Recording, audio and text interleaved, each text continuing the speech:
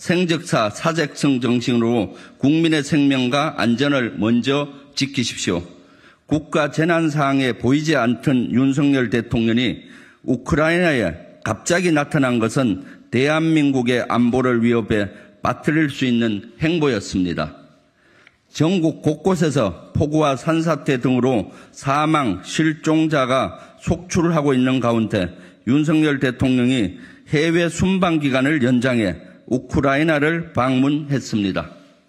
지난 5월 일본 히로시마에서 열렸던 G7 정상회의에 참석했던 조르자 멜로니 이탈리아 총리가 자국의 홍수 재난 상황으로 인해 조기 귀국한 것과는 너무나 대조적입니다.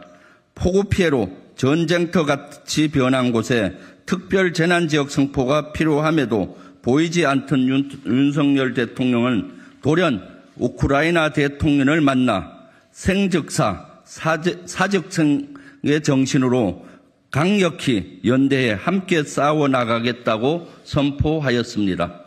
우크라이나 방문은 우크라이나 전쟁의 불씨를 한반도로 불러 대한민국을 위험에 빠뜨릴 수 있는 행보입니다. 대통령의 책무는 국민의 생명과 안전을 지키는 것인데 재난에는 보이지 않던 대통령이 우크라이나로 가 우리 안보를 위기로 몰고 갔습니다. 우크라이나와 함께 결연히 싸우겠다는 말은 곧 러시아는 적대국이라는 말과 다름없습니다. 러시아에 사는 우리 교민 16만여 명과 160여 개의 우리 기업도 위태로워질 수 있습니다. 우크라이나 정상회담의 시기와 적절성만은 문제가 아닙니다. 회담 내용도 각종 의구심을 자아내고 있습니다.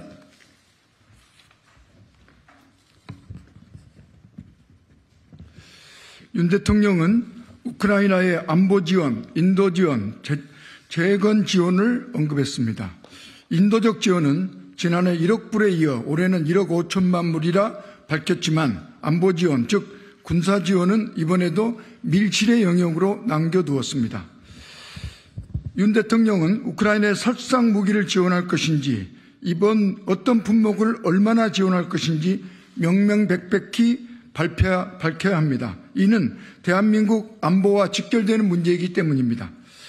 북한 위협에 대비해 비축해야 할 155mm 포탄은 우리 군도 부족한 실정입니다. 그런데 우리의 이 포탄이 해외로 반출되고 있다는 내외신 보도가 줄을 잇고 있습니다. 생적사, 사적성의 정신으로 우크라이나 안보를 지킬 것이 아니라 이와 같은 정신으로 우리나라 안보에 구멍이 나지 않도록 하는 것이 가장 중요한 대한민국 대통령의 제1 임무인 것입니다.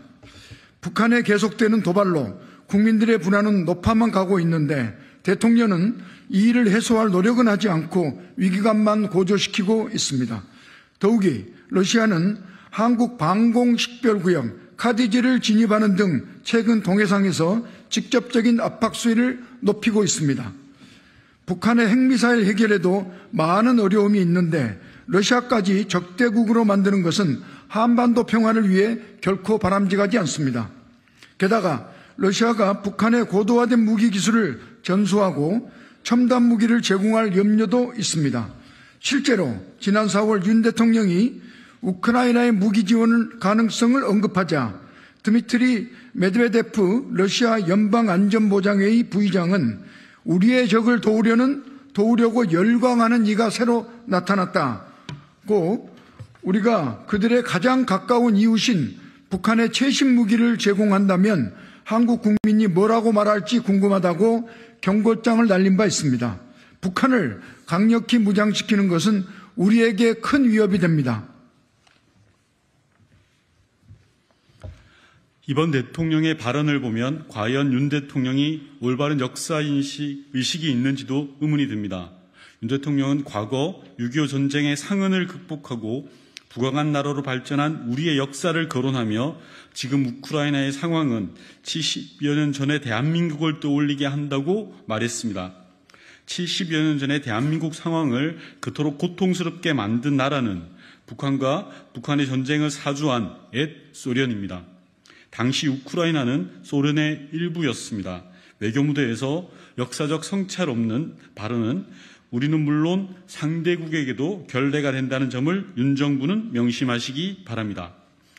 윤석열 정부는 40여 년 전 진영 논리에서 하루빨리 벗어나 실용과 실익 외교로 선외 국가 안보를 강화하고 한반도 평화체계를 공고히 다져나가기를 강력히 촉구합니다. 2023년 7월 17일 더불어민주당 국방위원회, 외교통일위원회, 정보위원회 의원 1동